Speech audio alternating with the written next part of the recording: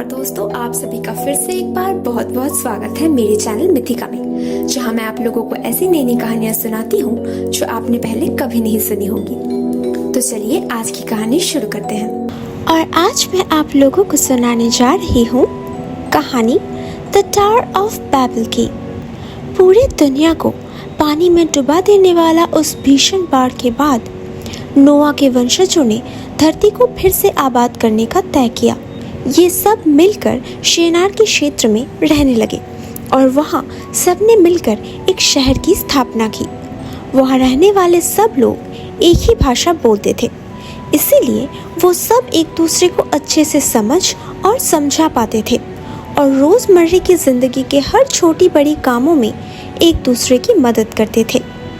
इन्होंने पहले मिट्टी से ईंटें बनाई और उसको और मजबूत बनाने के लिए उसे आग में भून लिया ताकि इससे बड़ी इमारतें बना सकें। ये लोग मन ही मन दुनिया की सबसे बड़ी इमारत बनाने की सोच रहे थे जो आसमान को छू सके। इस इमारत को बनाने का काम बड़ी ज़ोरों शोरों से चलने लगी और देखते ही देखते ये इमारत बहुत बड़ी हो गई।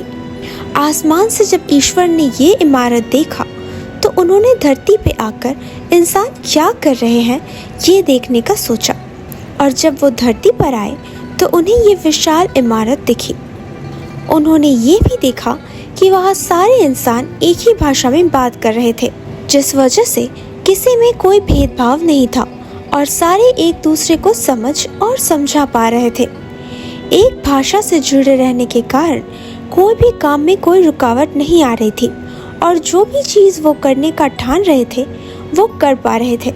जिस तरह से निडर होकर वो इस इमारत के सहारे आसमान को छूने की कोशिश कर रहे थे, उसे देखकर ईश्वर समझ गए कि एक दिन ऐसा आएगा जब इंसानों की महत्वाकांक्षा की कोई सीमा नहीं रहेगी। और इसको रोकने के लिए ईश्वर ने तरह तरह की भाषा की सृष्टि की और इंसान अलग अलग भाषा बोलने लगे, जिस कारण वो एक दूसरे को समझ नहीं पाए और इसी कारण इमारत बनने का काम वहीं बंद हो गया।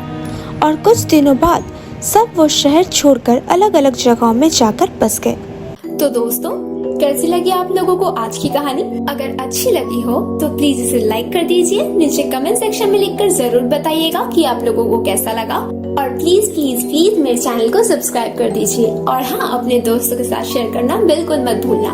मैं आप लोगों से मिलूंगी अगले हफ्ते एक और नई कहानी के साथ।